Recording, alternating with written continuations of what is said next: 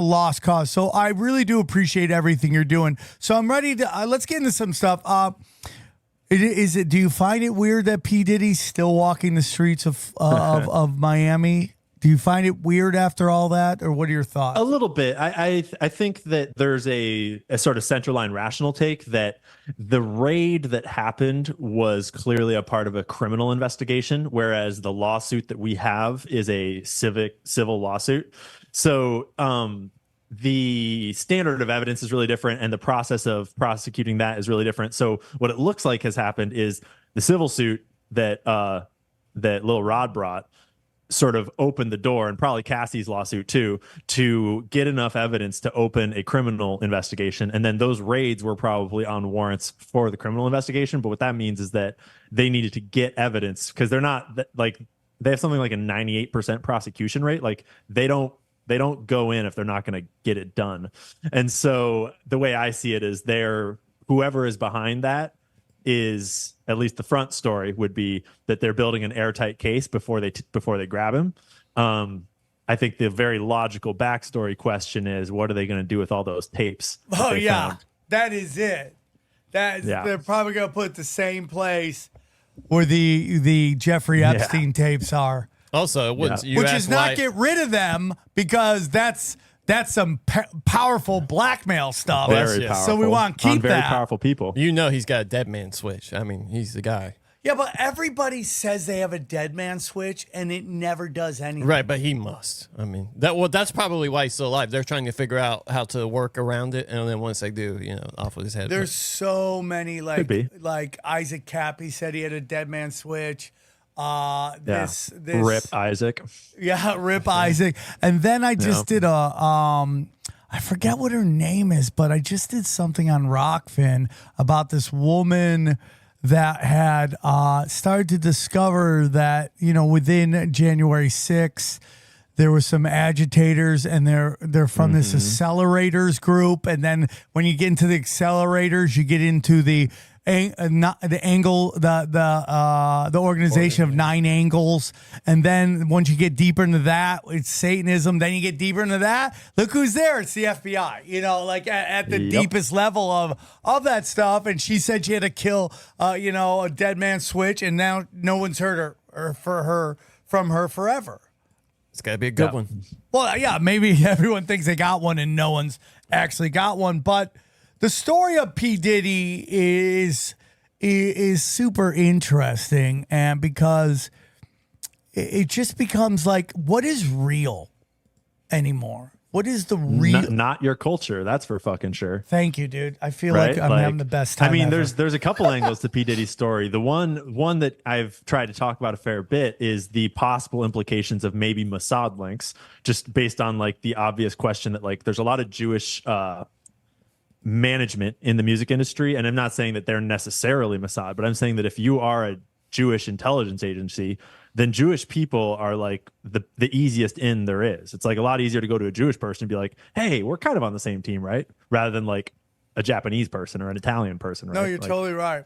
Right? So it's like, that's just an obvious question. And the operation itself has all the hallmarks of like long-standing history of Mossad blackmail video operations, just like Epstein. It's like Diddy doesn't know how to wire a fucking mansion up with hidden cameras on his own. You're That's totally not right, a Diddy dude. operation.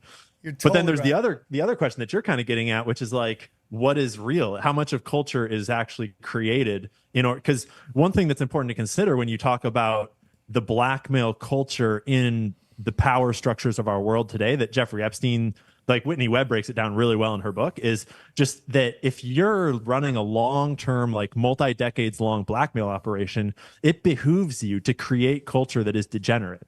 Because the more degenerate youth culture is, the more degenerate tendencies all the people growing up in that place have, and those become blackmail angles 10 years down the line. No, I always go, I guarantee you when it comes to Jeffrey Epstein, he did something fucked up really early on that they saw him do it, and they're like, okay, this guy's got the two things that we love. He's a psychopath and he's a sexual predator, and we can manipulate that stuff. And I openly admit I battle sex addiction along with drug and alcohol, And I haven't watched porn in like 21 days, so I'm battling the battle. Nice work. Thank you. I'm trying, it's bro. real, dude. It's fucking real. They pump that shit into our culture all over the place. All the time, dude.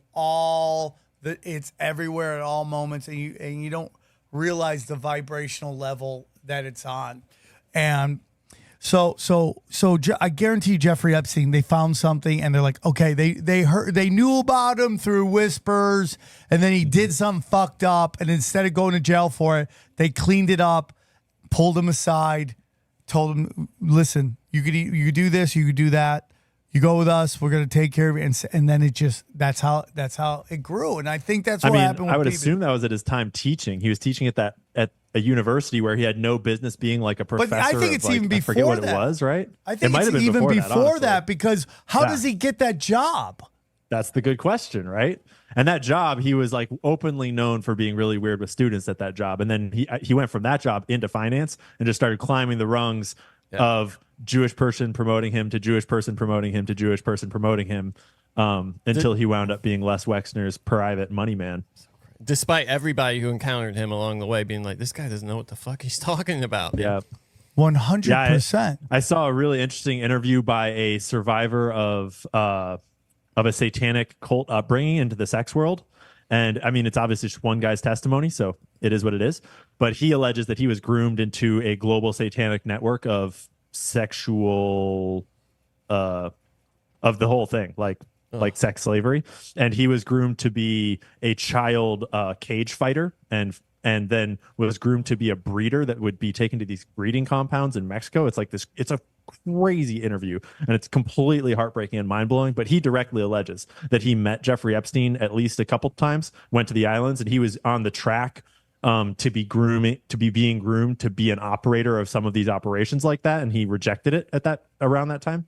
And his take on Jeffrey Epstein was really lucid, and he said that what was most apparent to him about Jeffrey Epstein right away was that Jeffrey Epstein was extremely adept at code switching on like a button, so he could be in one type of person and frame with this person and turn and be a whole different human with this person immediately. So it could go from like abusing the help or whatever sexual victim there is here, go through a door, and then suddenly you're talking to a politician as though you are a perfect human being.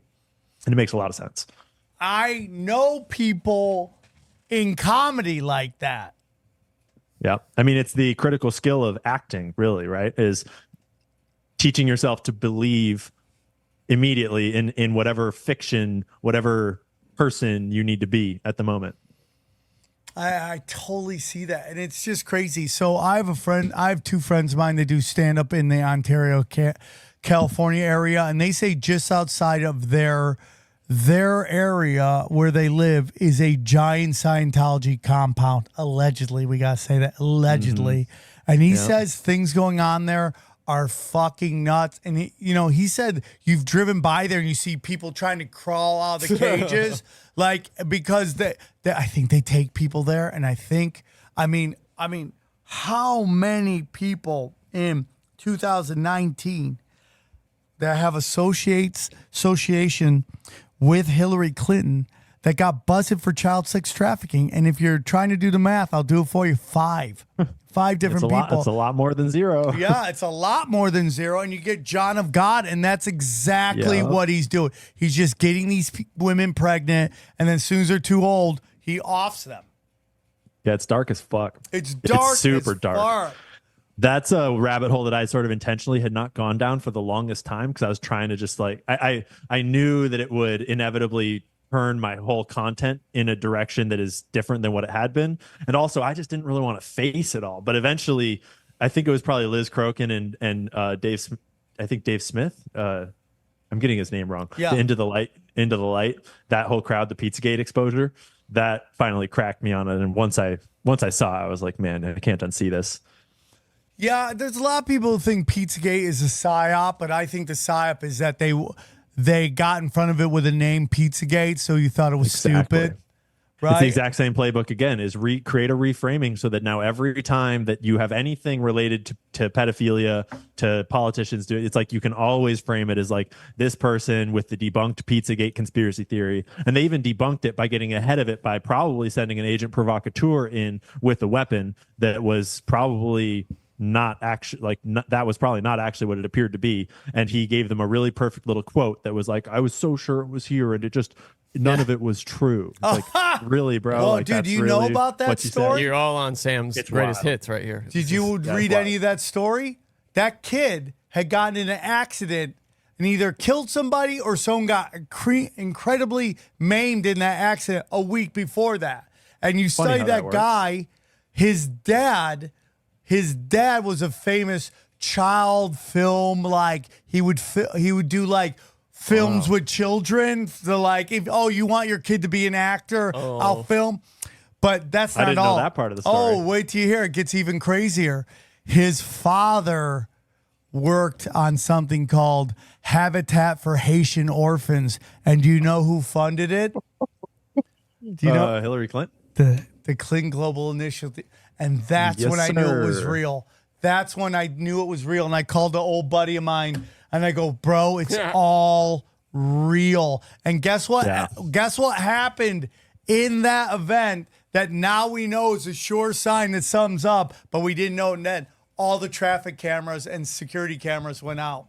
There was no traffic cameras to record the whole thing. How many times are we meant to believe that? We know don't what I mean? Funny how that anymore. works. But at that point, no one really, everyone's like, wow, that's crazy at that point. And then the Jeffrey Epstein thing comes out and everyone's like, damn, dude. Nope. So now you Because hear not only is Pizzagate real, the fact of the matter is that it's actually a tiny, tiny fraction of what's real. Is that is a piece of an enormous network. And that's what's like, that's the dark part, is that what they're trying to cover up is not that one thing was real. It's that if people realize that that's real and the reporting starts to break that open, it leads everywhere. Like, dude, you're totally everywhere. right. And I think that's the whole thing about this firewall with Zionism and like why they cannot let that firewall on Jews go away. Because the minute you make it okay to criticize Jews, you open up to who's really running everything. And I think it's like way beyond Abrahamic religions.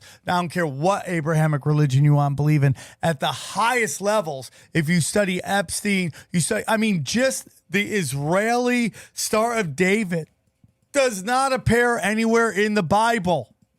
There's no Star of David anywhere in the Bible.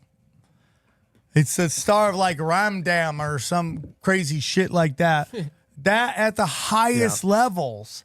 When I dude, I get shit on all the time because you're like, oh, you don't want to say it's Jews. Because I think it's way, way above these More Abrahamic complicated.